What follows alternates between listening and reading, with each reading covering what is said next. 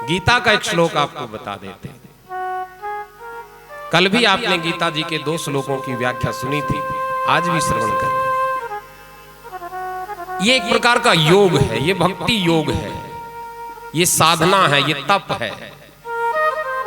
ये तप ही तो है। आप घरों में अपने सुविधाजनक कमरों में रहते हो, एसी में रहते हो, और यहाँ यदि थोड़ा गर्मी भी सहन करनी पड़े तो कोई दिक्कत नहीं, फिर भी आप बैठते हो, ये तपश्चर्या ही है। तो ये योग किसका सिद्ध होता है, ये भक्ति किसकी सार्थक होती है, ये भक्ति का मार्ग किसके लिए फलदायी होता है? ध्यान से एक श्लोक में सुन लेना बस, फिर और ज्यादा बताने की आवश्यकता ही नहीं है। भगवान श्री कृष्ण गीता के 6 अध्याय में कहते हैं, युक्ताहार विहारस्य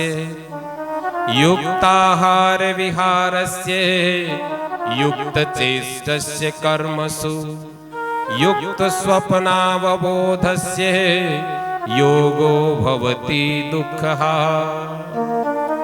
योगो भवति दुःखः।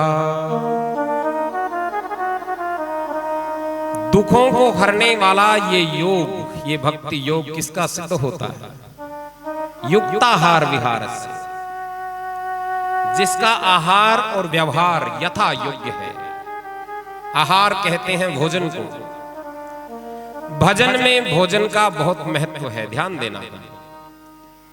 हमारे यहाँ भोजन को बड़ी बारीकी से हमारे आयुर्वेदाचार्यों ने, हमारे आचार्यों ने, हमारे योगियों ने भोजन कैसा हो, किस समय किया जाए, किस प्रकार का किया जाए, बहुत सारी बातें कही।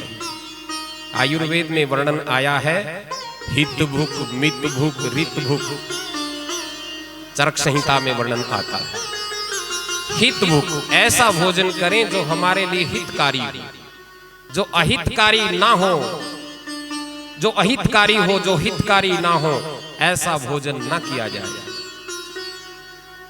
अधिकतर रोगों का कारण हमारा यही है कि हमें कितना खाना है, कब खाना है, कैसा खाना है, यही नहीं जानते, इसीलिए हमारा शरीर रोगी हो जाता है। तो हित भूख, जो हितकारी हो वही भोजन किया जाए।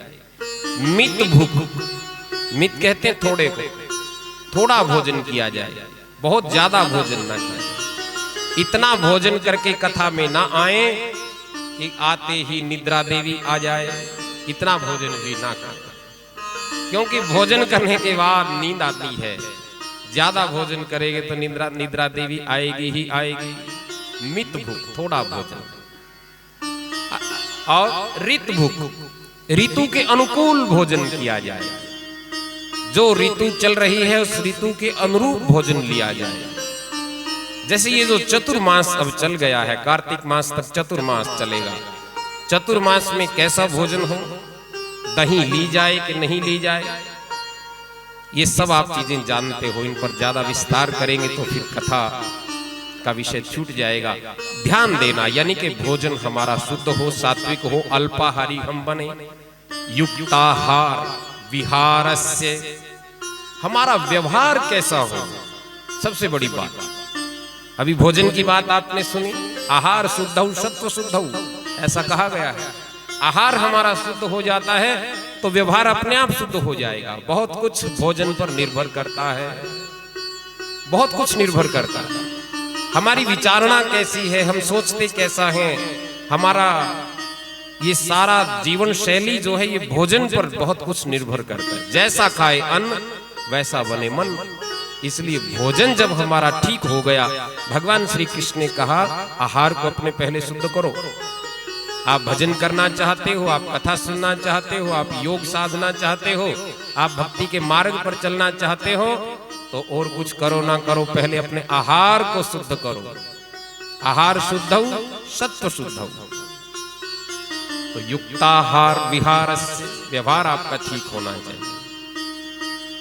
युक्त चेष्टस्य कर्मसु, तीसरी बात कही गई, कर्मों में यथा योग्य चेष्टा ही हो। इसका अर्थ क्या है? ज्यादा लिप्त ना रहे, संसार के कामकाज में ज्यादा लिप्तता ना हो, त्याग की भावना से कर्म करें, जितना आवश्यक है उतना ही कर्म करें। बहुत ज्यादा कामों को ना बिना बात उनमें उलझे रहें। बस इतना संसार के काम हो जिससे कि जरूरी हमारा काम चल सके। ज्यादा कामों में लिप्त ना रहें। ज्यादा कर्मों में लिप्त रहेंगे तो राग भी उत्पन्न हो जाएगा, द्वेष भी उत्पन्न हो जाएगा। राग द्वेष उत्पन्न होगा तो चित्त में उद्विग्नता आएगी, चित्त भगवान के भजन में लगेगा ही नहीं। इसलिए कर्मों में यथा योग्य ही चेष्टा हो।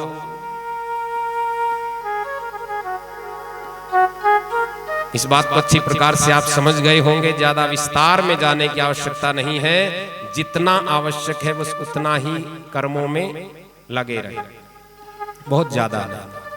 और फिर आगे कहा गया युक्त स्वप्नावबोधस्य। सबसे महत्वपूर्ण बात, आहार से शुरू हुई है और समाप्ति कहां हो रही है?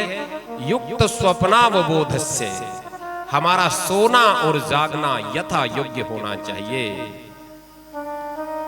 युक्त स्वप्नावबोधस्य योगो भवति दुःखः। जिसकी ये सब चीजें हैं, यानी कि आहार ठीक है, व्यवहार ठीक है, कर्मों में उचित चेष्टा है, ज्यादा लिप्तता नहीं है, सोना और जागना जिसका यथा योग्य है, ऐसे साधक का दुखों को हरने वाला ये योग सिद्ध हो जाता है। बोली सच्चिदानंद भगवान की जय। मैं समझता हूं इस श्लोक के भाव को आप जीवन में जरूर उतारेंगे। जिसने भी ये उतार लिया उसके जीवन का कल्याण हो जाता है। तो इस प्रकार की हमारी दिनचर्या, हमारा व्यवहार, हमारी विचारणा ऐसी है।